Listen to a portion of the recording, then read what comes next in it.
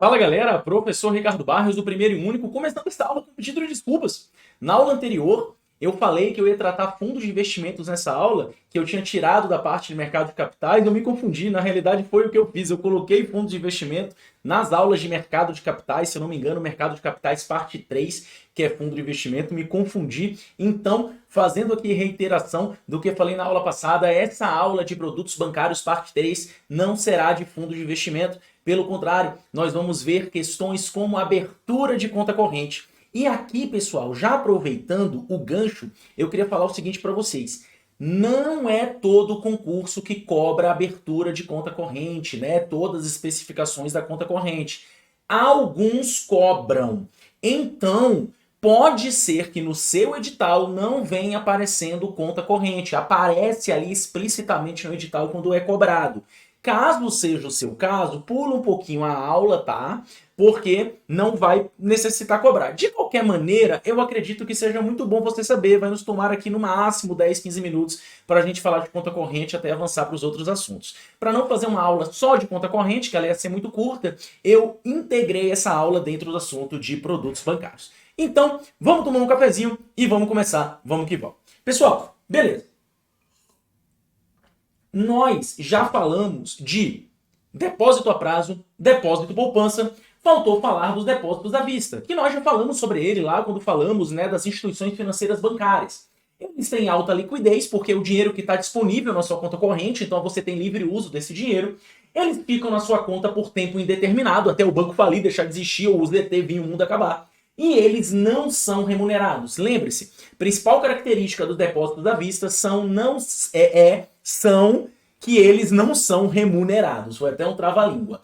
Tá bom? Então, esse depósito fica guardado no banco e o cliente pode movimentar total ou parcialmente. Ou seja, você tem ali a sua conta corrente, você pode simplesmente sacar o dinheiro todo, passar tudo no débito, ou passar uma parte. Lembrando que o que ultrapassa a conta corrente e fica negativo, a gente já entra na modalidade de empréstimo, que é o cheque especial, tá bom? Que é o famoso ali crédito que pode ser visto até como um crédito rotativo, mas ele é ali de curtíssimo prazo e ele acaba sendo um cheque especial ali da sua conta, né? Então aquele negativo que você tem é um dinheiro que o banco supostamente, emergencialmente está lhe emprestando e por isso que são cobrados taxas de juros mais altas que beiram aí os 10% ao mês. Tá bom? Beleza. Então, aqui nós temos os tipos de conta corrente. Conta depósito à vista, liquidez imediata e sem remuneração. Conta depósito a prazo, já vimos, remuneram, podem sacar em qualquer hora, mas porém podem perder a remuneração. Lembra da aula passada que no RDB, por exemplo, em teoria, se você sacar anteriormente um RDB, você perde o direito à remuneração. Se você sacar o CDB antes do prazo de resgate, pode perder parte do direito à remuneração. Conta poupança, que nós já vimos, né? Data de aniversário, toda essa situação da conta poupança. Conta salário, importantíssima. A conta salário, assim como a conta poupança, é um serviço essencial. Certo? Então, a conta salário, ela não pode ser cobrada, é vedada a cobrança de tarifas, não admite outro tipo de depósito, ou seja, você não pode movimentá-la livremente, a conta salário vai servir para depositar apenas o seu salário e não é movimentável por cheque. Pessoal, o que acontece? As empresas, quando mandam para você fazer uma conta salário no banco, essa conta salário, normalmente os bancos convertem em conta corrente, tá? Eu, por exemplo, quando eu era servidor público, eu tinha uma conta salário na Caixa Econômica que funcionava como uma conta espelho. Como assim? O meu banco atual, vou falar, não paga nós, mas eu vou falar, meu banco atual é o Nubank. Então, o que acontecia? O dinheiro era pago ali pela administração pública, ia para a Caixa Econômica nessa conta salário e imediatamente ela batia essa na conta só para registrar que eu recebi e era enviado para o Nubank. Então, a Caixa Econômica funcionava como uma conta salário e essa conta salário, ela também era uma conta espelho que mandava para o Nubank. Eu poderia transformar aquela conta em uma conta corrente e pegar um cartão de crédito da Caixa, um cartão de débito da Caixa, movimentar ali os cartões, movimentar ali o meu dia a dia bancário na Caixa Econômica, mas eu preferi não fazer assim. Como eu poderia não ter uma conta no Nubank e simplesmente fazer como o meu pai fazia, meu avô fazia, meu avô nem isso, né, mas meu pai fazia, chegava no dia do pagamento lá no banco e sacava o dinheiro todo. Muita gente fazia isso antigamente, tá? Então a conta salário, ela não admite outro depósito, você não pode chegar e botar outro depósito depósito nela, juntar o dinheiro, não. Ela só é para o seu salário, é um serviço essencial, ou seja, não é cobrado e não pode ser movimentada por cheque. Tá bom? E nós temos uma conta eletrônica digital, que elas são feitas apenas por meio eletrônico, como celular, telefone, caixa eletrônico, internet. Não é tudo isso exclusivamente. Tem contas que são só feitas pelo celular e pelo computador. Outras são contas totalmente mobile, etc. Beleza? Nessas contas digitais não há cobrança de tarifas. Então isso aqui é meio que regra, tá? Então quando ali o C6, o Nubank, o Inter falar não cobramos tarifas, só tá ali exortando uma coisa que já é meio que uma regra. Por eles não terem esses gastos físicos, não tem a necessidade, né, isso entendida pelo Banco Central, de se cobrar uma tarifa para essas contas, tá bom? Então lembre-se disso aqui. Isso não significa que a conta digital é um serviço essencial, tá? Por quê? Porque a conta digital pode ser aberta por você se você quiser. Conta salário é essencial porque você recebe seu salário. Conta poupança é essencial porque você pode ter uma poupança. Beleza? Vamos lá então falar de abertura de conta. Só tomar aqui um cafezinho. Vamos lá. Pessoal, abertura de conta padrão. O banco não é obrigado nem a abrir, nem manter a sua conta corrente. Eu, quando era bancário, nós analisávamos a conta. Eu era gerente de empresas, né? Então eu analisava CNPJ, contrato social, etc. Mas se eu for abrir uma conta no banco, se eu tiver ali com alguma restrição, com uma pessoa politicamente exposta, sei lá, alguma coisa acontecer, o banco pode simplesmente chegar e falar, não quero abrir sua conta. Outra coisa, eu tenho 10 anos conta no banco. O banco pode chegar, cara, não quero mais ter negócios com vocês, não quero mais que você tenha uma conta corrente nesse banco. Pode ser feito isso? Pode, mas não é arbitrário. Tem que ser dado um aviso prévio, avisado com pelo menos 30 dias de antecedência. Tem todas algumas regras que são vistas lá em autorregulação bancária. Tá bom? Então, pessoal, quando a gente fala aqui em abertura da conta, isso é importante de lembrar. Os bancos não são obrigados nem a abrir e nem a manter a sua conta corrente. Por sua vez, o cidadão também é livre para escolher onde que ele vai abrir conta. A não ser que as empresas necessitem que ele abra uma conta salário em determinada instituição, mas aí é outra coisa, tá bom? Dados necessários para a abertura da conta. Pessoal, o que é necessário para você abrir conta? Os seus dados básicos. Agora, sempre vai ser necessário uma ficha proposta. Isso aqui cai bastante em prova quando cobra. A ficha proposta é um documento necessário que deve ser preenchido para abrir uma conta corrente. Até numa conta digital, quando você abre uma conta corrente, pergunta lá, né, sua renda, tal, não sei o quê, para você botar sua cara ali e aproximar para ver sua foto. Dizem as más línguas, inclusive, que aquela câmera pega tudo. Eu mesmo, todas as vezes não, mas em 2 bancos que eu já abri, eu estava num momento de evacuação, se é que você não entende. Eu tava ali, né, colocando os macacos para nadar, né, e aí eu tava aqui, né, sentadão ali, pai, fiz um negócio lá com a câmera. Dizem as más línguas que me viram nessa posição esdrúxulo, né? Eu prefiro não acreditar nisso, mas dizem as línguas que acontece. De qualquer maneira, aquele seu preenchimento já é essa ficha proposta, tá? Beleza? Vamos lá. Pode ser exigido saldo mínimo para manutenção da conta, uma conta ali que exige um depósito. Não é usual mais, mas pode acontecer. São datas, condições para que você tenha cheque, apesar de ser muito pouco usado hoje em dia, ainda existe cheque. Então existem condições para fornecimento de talonário. São passados, né, nessa ficha proposta os procedimentos, caso você queira encerrar a conta, e fonte de referência e assinatura do titular da conta. E, para identificar a pessoa física, documento de identificação, CPF e comprovante de residência. Pessoal, perceba, isso aqui é muito detalhista. O mais interessante para você lembrar é o seguinte, olha só, para você abrir qualquer conta, é obrigatório que você se identifique de maneira completa.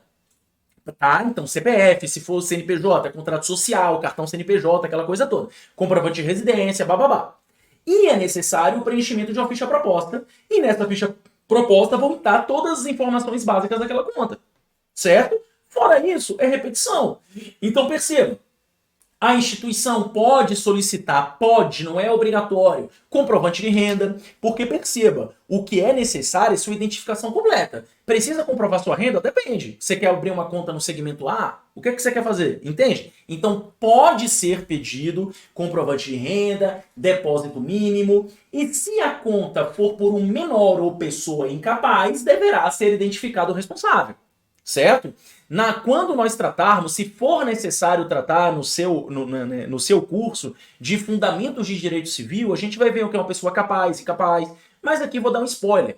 Teoricamente, só são capazes, absolutamente capazes, os maiores de 18 anos, tá? Agora, os menores de 18 e maiores de 16, 16 a 18, são relativamente incapazes, né? Isso falando de idade, tem outras condições de incapacidade, tá bom? Mas só aí para não ficar totalmente jogado ao vento. Essa galera vai ter que ter um responsável.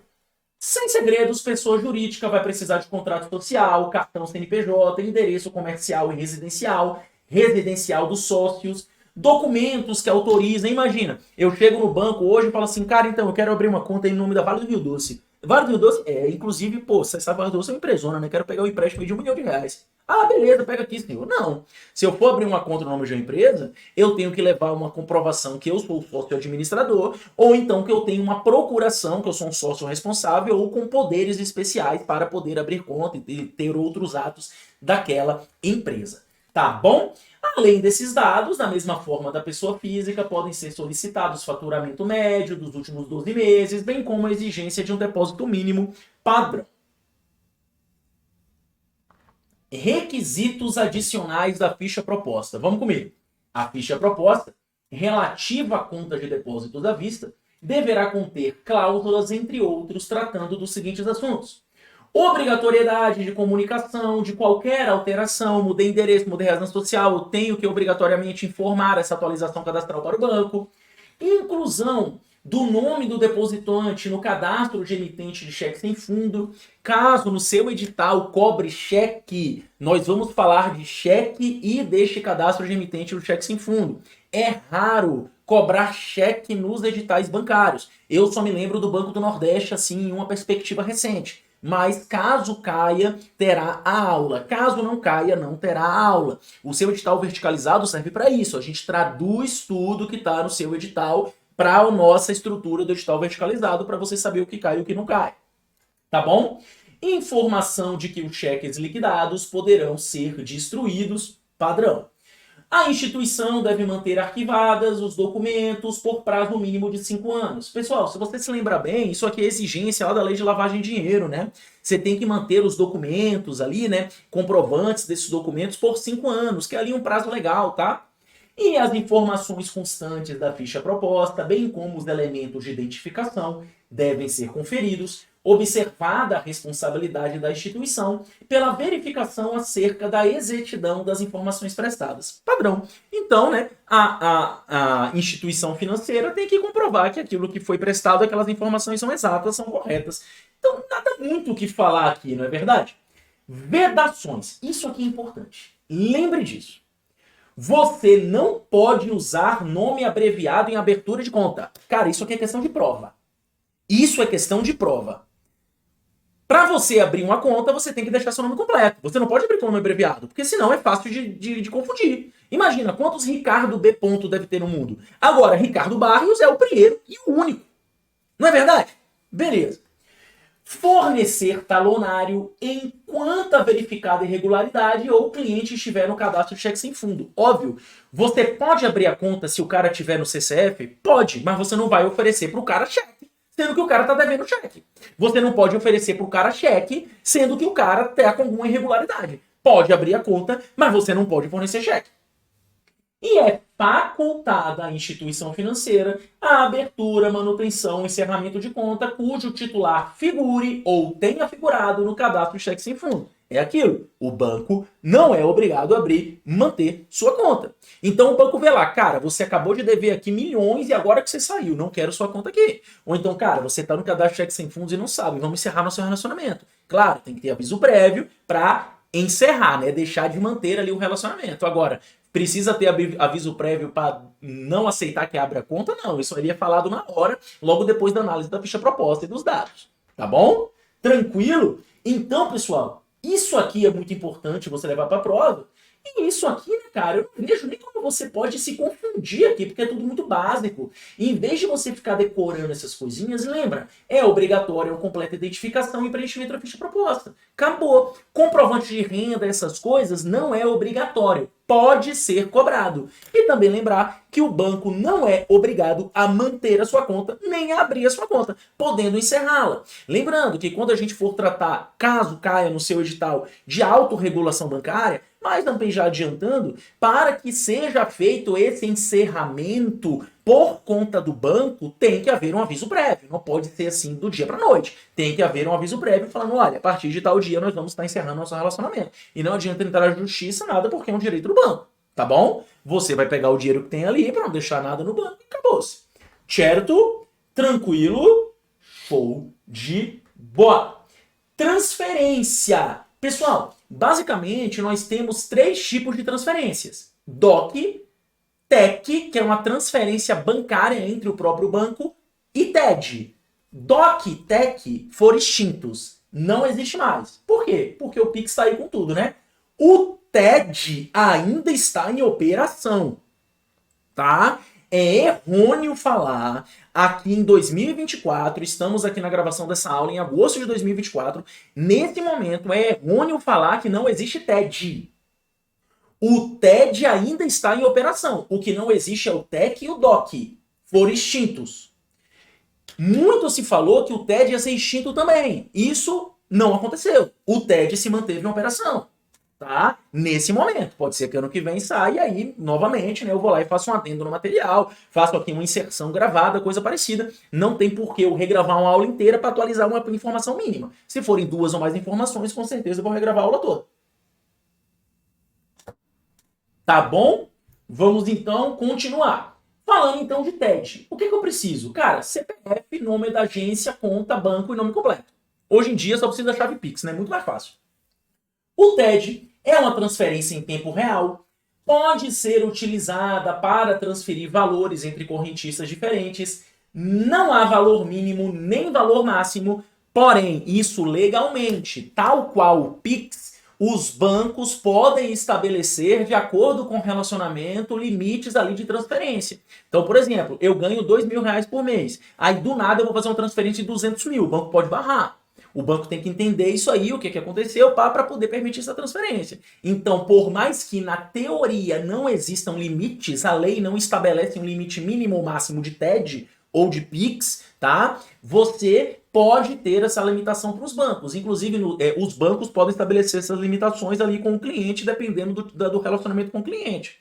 Inclusive, quando a gente fala de Pix, a gente vê isso lá em atualidades do mercado financeiro, existe ainda a diferença de Pix noturno, né? Aquelas coisas todas. Tá? Já no TED, quando envolve clientes, o horário de envio é definido pelas instituições, respeitando o horário máximo de 17 horas nos dias úteis. Ou seja, para eu mandar uma TED, eu só posso enviar essa TED e ter garantia que ela vai cair na conta de destino até às 17 horas nos dias úteis. Inclusive, você consegue ver isso aí. Lá em qualquer aplicativo, se você tiver um aplicativo de banco aí, você vai ver que tem a área Pix e tem a área de transferência. A transferência é o TED. Você precisa botar agência, conta. A área Pix, você põe a chave Pix. Tá bom? Tranquilo? Show de bola. Após o horário limite estabelecido, a TED pode ser agendada para o dia útil seguinte ou data posterior. Beleza. Transferência automática de fundo padrão é como se fosse eu falar o seguinte: todo dia 5 eu vou depositar R$300 na conta de tal pessoa. É um Pix programado. É que hoje em dia o Pix, cara, que incrível, né? Há 3 anos atrás, ninguém falava de Pix. Quando surgiu o Pix, ninguém, essa chave Pix é muito difícil, esse QR Code, o que é QR Code? Todo mundo usa Pix. Incrível como isso foi popularizado no Brasil. Então hoje, essa transferência automática de fundo, apesar de ainda existir, é muito mais fácil hoje em dia fazer um Pix programado. Tá? Beleza. Então, a transferência automática de fundo, o banco automaticamente movimenta a conta, depende de uma prévia autorização. Temos, por exemplo, o próprio débito automático, né? Que é para você pagar ali uma conta, pode ser também considerada transferência automática de fundo, pode ser usada para mandar dinheiro, aplicação automática, baixo rendimento, sem risco e sem custo, né? O risco, no caso, seria só se o banco falir, né? Então, dizer sem risco é um pouco demais, né? Mas com risco pequeno. E em 2024 nós tivemos a implantação do Pix automático padrão. Vamos falar agora de documentos comerciais e títulos de crédito. Pessoal, lembrando, nós já vimos nas aulas passadas CDB, RDB, LCA, LCI, LCD, letra de câmbio, né? LC, CRI, CRA. Agora nós vamos ver outros tipos de documentos comerciais, como duplicata, nota promissória, tá? E essas situações aqui, pessoal, elas são muito práticas. E aí eu vou falar novamente o que eu falei na aula passada. Em todas as bancas, essas questões são muito práticas e muito tranquilas se você pegar a manha. Na FGV e na CESP/Sebrasp das antigas, é um pouquinho mais complicado. De qualquer maneira, tá tudo lá bonitinho nas suas questões. O que acontece? Em nossa revisão intensiva, levando em consideração qual é a banca do seu concurso, nós vamos tratar o assunto resolvendo questões da maneira que tem que ser tratado. Tá bom? Beleza. Então, esses títulos possuem natureza comercial, é um documento formal e um bem móvel, liquidez e certeza. E é um título de representação, resgate e circulação. Ou seja, esses documentos comerciais, eles são móveis porque eles podem ser utilizados para realizar pagamentos, né, para se movimentarem. Então, por isso que eles são móveis. Aqui nós temos uma previsão do Código Civil, né? E vai falar que o título de crédito é um exercício necessário, a omissão de qualquer requisito legal que tire ao escrito a sua validade como título de crédito não implica a invalidade do negócio jurídico que lhe deu origem. Ou seja, imagine o seguinte, eu faço um negócio com você, eu lhe vendo umas coisas e você vai me pagar depois, eu lhe emito uma duplicata. O negócio que deu origem àquela duplicata foi essa transação. Eu lhe entreguei produtos, emiti uma duplicata para você me pagar essa duplicata depois. Maravilha. Aí acontece uma alteração legal e faz a duplicata perder a sua validade. Então você não tem que me pagar? Não. Por quê? Porque omissão de requisito legal, alguma situação ali escrita do documento legalmente, não invalida o negócio jurídico original, tá? Isso aí é bom para você lembrar, tá? Não invalida o negócio jurídico que lhe deu origem. Os títulos de crédito, então, se caracterizam por serem negociáveis, serem executáveis, né? Terem executividade, poderem ser cobrados e terem maior, né? Gerarem maior eficiência na cobrança. Padrão. Pessoal, aqui nós temos os nossos principais títulos de crédito para a gente se preocupar. Vamos lá. Primeiro de tudo, olha só. A nota promissória, quem emite é quem deve. A duplicata, quem recebe é quem deve. Certo? A nota promissória é o seguinte, cara, eu tenho que te pagar, né? Eu tenho que te pagar quanto? R$1.000? Ó, eu vou fazer uma nota promissória, eu lhe pago em 30 dias, tá aqui, ó, R$1.000. A nota promissória é emitida por quem deve. É uma promessa de pagamento. Agora, a duplicata é o seguinte, por exemplo, eu sou o vendedor. Você quer comprar uma coisa de mim. Eu falo, tá bom, cara, toma aqui o que você quer comprar e ó, tá aqui a duplicata para você pagar. É como se fosse um boleto, mas não é a mesma coisa. Duplicata é duplicata, boleto é boleto. O mais importante é você reconhecer a diferença entre duplicata e nota promissória. Lembrando que a nota promissória quem emite é quem deve e a duplicata quem emite é o credor. Tá bom? Então veja, a nota promissória é uma promessa de pagamento, quem emite é o devedor e o beneficiário é o tomador. Lembre-se, quem emite a nota promissória é o devedor. Já a duplicata é exatamente ao contrário. Quem emite é o credor. Quem recebe é o devedor. Entendeu? Beleza. A diferença entre os dois títulos de crédito é que a duplicata é emitida pelo vendedor para formalizar a venda.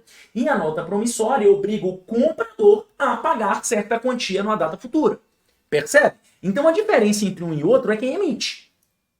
Já o boleto é emitido antes do pagamento, sendo uma solicitação do pagamento. Perceba, a duplicata é um título de crédito. A duplicata é emitida, como é que eu posso dizer? Formalizando que você é credor de determinado débito. Entende? Então, por exemplo, eu sou o vendedor, eu emiti uma duplicata para você. Aquilo ali é um bem móvel, eu posso fazer um desconto naquela duplicata, eu posso protestar aquela duplicata. O boleto nada mais é do que um registro para uma solicitação de pagamento. Então, deixei de pagar o boleto, eu emito outro boleto, ou então eu faço outra coisa. Então, o boleto, ele é ali algo que acontece antes do pagamento. Entende? Eu não vou lhe dar o bem e emitir um boleto. Eu vou emitir o boleto, no momento do pagamento eu vou entregar o bem. Diferente da duplicata. Por quê? Porque o boleto eu não posso negociar. O boleto eu não posso protestar. Não é protestar, mas eu não posso cobrar assim de maneira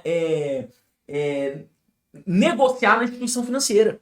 Entendeu? Então, a duplicata, eu posso ter o desconto de duplicata, o boleto não. Então, perceba, o boleto é antes do pagamento, oficializa uma solicitação do pagamento e não é considerado um título de crédito. Já a duplicata é. Lembra disso.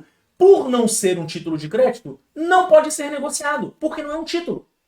E pode ser emitido por uma instituição financeira, normal, né? Boleto do Santander, boleto do Nubank, boleto do Itaú, normal, né?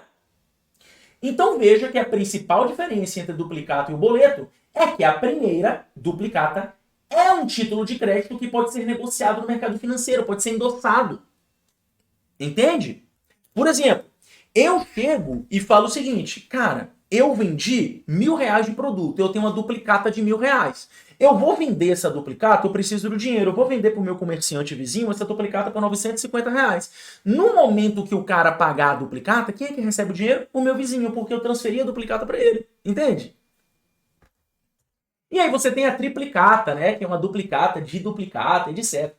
E a fatura.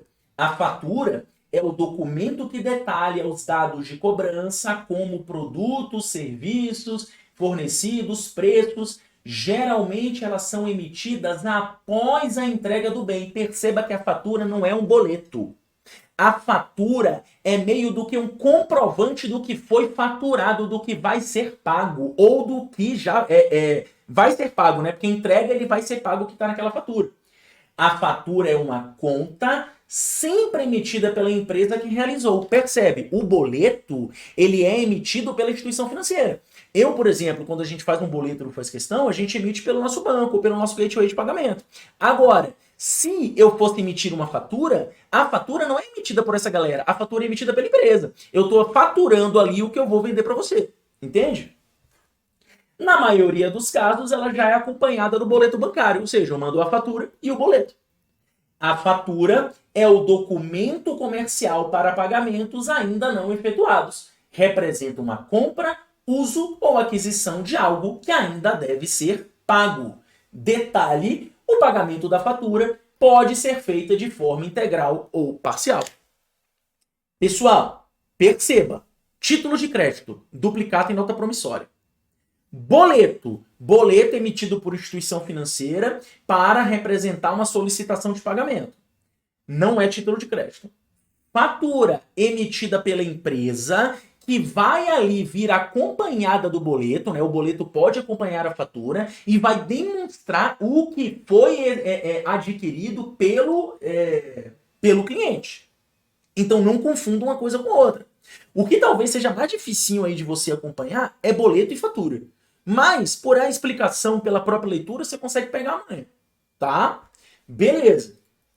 Desconto de duplicatas. Pessoal, lembra que as duplicatas são títulos negociáveis? Lembra que eu falei que eu tenho essas duplicatas que vão me vender? Eu posso descontar essas duplicatas no banco. Eu chego pro banco e falo o seguinte, ó, eu tenho 10 mil em duplicata. O banco fala, beleza, eu vou lhe pagar então 9 mil, vou lhe adiantar esse dinheiro agora, você não precisa esperar um ano para ganhar esse dinheiro. Toma 9 mil e deixa a duplicata comigo. Eu ganhei os 9 mil, o banco ganhou as duplicatas e daqui a um tempo vai ganhar o dinheiro incompleto, né? Então, desconto de duplicata é uma linha de crédito, possibilita antecipar o fluxo de caixa, a cobrança é feita pela instituição financeira, cada cliente tem um limite de desconto de duplicatas, quanto maior o prazo, maior a taxa. Por quê? O que é mais rentável para o banco? Antecipar uma duplicata que vai receber daqui a 2 meses ou que vai receber daqui a 2 anos? Daqui a 2 meses. Por quê? Porque se eu vou pegar daqui a 2 meses, o menos arriscado, digamos assim, para o banco, né? Eu estou descontando hoje e já vou receber meu dinheiro daqui a 2 meses. Diferente eu descontar hoje e receber daqui a 2 anos. Então, quanto maior o prazo, maior a taxa. Quando você desconta uma duplicata e o cliente paga, quem recebe é o banco. E uma observação é que o prazo de protesto da duplicata é de 30 dias. Então, caso o banco aceite uma duplicata vencida há mais de 30 dias e não protestada, não poderá exercer o direito de regresso. Ou seja, o banco está assumindo risco. Então, por exemplo, eu tenho uma duplicata que era para ser paga no dia 1º de junho. Chegou no dia 1º de julho, 30 dias depois, ela não foi paga. E eu, como empresa, também não protestei essa duplicata em cartório. Beleza. Putas, não tem mais o que fazer com aquilo. Passei para o banco. O banco resolve aceitar. Se o cliente não continuar sem pagar, o banco vai ter o direito de regresso, ou seja, de pegar esse dinheiro de volta? Não. Então, se o banco for aceitar isso, vai botar uma taxa muito lá em cima. Normalmente, quem pega esses títulos que não podem mais ser protestados são as factories, tá? Ou os agiota, que tem outras formas de cobrar, se é que você me entende. Certo? Então lembra que o prazo de protesto da duplicata é de 30 dias. Se o banco pegar uma duplicata com mais de 30 dias de vencimento e não protestada, o banco não pode ter esse direito de regresso. Certo? Um outro detalhe, pessoal, é a triplicata, tá? A triplicata é uma duplicata de duplicata. Sim, só lembra isso. A triplicata é uma duplicata de duplicata. Né? Então, assim, é uma duplicata, né, que é emitida uma nova duplicata tendo referência a essa duplicata. É isso, aí vira uma triplicata. E tem quadriplicata? Não. Né? Tem triplicata. Cobrança e pagamentos de títulos e carnês. Pessoal, padrão. O que seria um carnê, né? É como se fosse uma telecena, um crediário. Os bancos não passam a ter propriedade destes títulos. Os títulos continuam sendo dos sacadores, certo? O banco é remunerado a partir de taxa para a emissão desses títulos. Ou seja, você quer cobrar por um carnê. O banco vai lá e emite um carnê para você. O banco é dono desse crédito? Não, o banco só cobra taxa. Esse carnê vai mandar o dinheiro direto para sua conta. Entende? Os carnês estão cada vez mais em desuso porque hoje em dia tem cartão de crédito, né? Então, acho que eu nunca vi cobrar carnê em prova. Ainda é bastante utilizado em lojas de varejo, olha lá, né? Que são aqueles crediários da Casa Bahia, bababá. Caso o cliente atrase, a parcela continua válida, fica lá. E também podem ser utilizados, aqui é bastante usado o carnê, em mensalidade de carro, seguro, escola, né? Mandar aquele carnê, o carnê do IPTU. É aquilo, o carnê, todos os dias, nós já vimos aí um carnê pessoalmente. Regras para a cobrança. A cobrança de carnê é feita por uma plataforma de cobrança que centraliza os processamentos. É uma única para todos os bancos, que também cobra os boletos, tá? Que é o sistema de liquidação de boletos. E todo boleto, todo carnê, tem que ter o CPF ou CNPJ do sacador e do sacado. Ou seja, o sacador é quem emite, o sacado é quem paga. Tá? Boleto registrado. O boleto registrado é um documento de cobrança registrado em um banco. E essa associação do boleto com o banco permite que o banco confira todas as informações, como os dados, cancelamentos e atrasos nos pagamentos. O boleto registrado pode ser protestado. Detalhezinho bom, pio boa essa aqui. O boleto registrado pode ser protestado. Esse procedimento gera mais custos para o emissor do boleto, já que pode ser necessário pagar mais tarifas pela emissão, porque é um boleto registrado. Sendo registrado, ele pode ser processado. Por quê? Porque o banco consegue, por meio do registro, ver todos os dados para possibilitar essa cobrança posterior, caso o boleto não seja pago. Certo? Tranquilo? Show de bola. Pessoal, quanta coisinha, né? Mas, basicamente, vimos tudo. Agora, eu nem vou repetir, porque eu acho que vai demorar mais tempo de aula, então se tiver alguma dúvida, volta à aula, lê o material, vai para as questões, acha uma questão ali, a gente vai fazer muitas revisões e assim sucessivamente. Agora, pessoal, eu vou simplesmente falar das modalidades de empréstimo, que são as modalidades de crédito, certo? Rapidinho, vem comigo. Primeira de todas, capital de giro. O que é capital de giro? Imagina o seguinte, imagina que no fim do ano, eu tenho que pagar 13º. Tenho que pagar 13º, tenho que pagar essas coisas todas. Maravilha, tá aí tudo certo. Imagina que em dezembro eu não tenho dinheiro para pagar. Só que em janeiro vai sair um edital e eu vou conseguir vender bastante curso e vou ganhar dinheiro. Só que eu não tenho dinheiro em dezembro. O que eu faço? Eu pego um capital de giro. Ele tem a função de girar. Eu pego aquele empréstimo, pago meus funcionários. Quando sair o edital e eu vender, eu pago o empréstimo e acabou. Vida que segue. É justamente um capital para manter o fluxo de caixa da empresa. Certo? Tranquilo? Show de bola. Por isso, ele é de curto prazo. O capital de giro pode ser próprio. Por exemplo, Se eu tenho lá dinheiro na minha conta corrente, isso pode ser considerado um capital de giro. É um capital para eu fazer fluxo de caixa, para eu girar meus pagamentos na empresa. Ou de terceiros com a empresa. E é super importante para as decisões da empresa, né? Eu quero fazer uma expansão, só que eu não tenho caixa. Vai que não vende nos próximos 3 meses como eu imaginava que ia vender. Aí eu vou lá e a empresa vai falir porque eu não tenho dinheiro para manter. Então o capital de giro é um forte aliado à sua boa gerência de fluxo de caixa, consequentemente à própria saúde financeira da empresa. Já o capital fixo, ele não é de curto prazo, ele é de longo prazo. Ou seja, ele não é para giro, ele é para investimento, tal qual instalação, máquina, planta industrial, equipamento. Lembra de crédito rural, custeio e investimento? É a mesma coisa, né? Parecido. Beleza? Normalmente são operações de longo prazo. BNDES, Banco do Nordeste e assemelhados são os principais fomentadores de capital fixo, né? Seja bancos de desenvolvimento, ou que atuam com o Banco de Desenvolvimento, o Banco da Amazônia, né? Também, e por aí vai. Pode também ser por capital próprio, pode ser por capital de terceiros, alguém que empresta dinheiro, pode ser pela emissão de ações, bababá, um monte de coisa. Capital fixo, montante necessários à instalação de empresa, e capitais fixos de giro, funcionamento da empresa. Matou, você não vai nunca, como é que eu posso dizer, confundir isso. Conta garantida. Pessoal, olha só. Primeira coisa, a conta garantida não é cheque especial. O que é o cheque especial? Vamos lá. A minha conta, ela tem 10 mil reais. Se eu gasto 10 mil reais, quanto dinheiro fica na minha conta? Zero. Se eu gasto mais 10 mil, quanto dinheiro fica? Menos 10 mil. Eu estou devendo menos 10 mil. Esse menos na minha conta é o meu cheque especial. Nesse momento, eu estou no cheque especial e eu tenho que sair logo disso, porque senão ficar cobrando juros eu fico errado. Tá bom. A conta garantida tem um funcionamento parecido, porém, diferente do cheque especial, a conta garantida tem uma garantia atrelada. É como se eu chegasse no banco e falasse, olha, eu tenho esse carro aqui, esse carro vale 50 mil. Então faz aí uma linha de 50 mil para mim, para eu poder utilizar assim em emergências e com juros um pouco menor do que o cheque especial, né? Porque senão por que eu vou deixar uma garantia? Deu merda, você leva o meu carro. Compreende?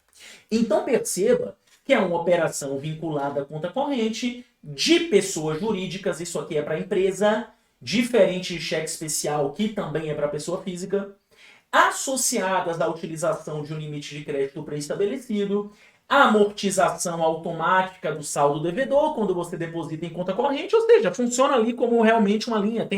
Tem 10 mil negativo, eu ponho 5 mil, aí fica 5 mil negativo, aí eu deposito mais 2 mil, fica 3 mil negativo, eu deposito mais 5 mil, fica 2 mil positivo. Matemática básica. E o banco define o limite da conta garantida com base nas garantias recebidas. Percebe? O que diferencia a conta garantida do cheque especial é que a conta garantida é só para a empresa e a conta garantida necessita, como o próprio nome fala, de garantia. Certo? Na prática, além da conta corrente comum da empresa, existe um limite extra que é essa conta garantida. O crédito rotativo são linhas de crédito aberta, como por exemplo, cheque especial e cartão de crédito. Então, por exemplo, eu tenho ali 10 mil reais de limite de cheque especial. Esse é meu crédito rotativo. Ele é de curtíssimo prazo, teoricamente. Por quê? Se eu deixar muito tempo sem pagar, lenhou. Meu limite de cartão de crédito é um crédito rotativo.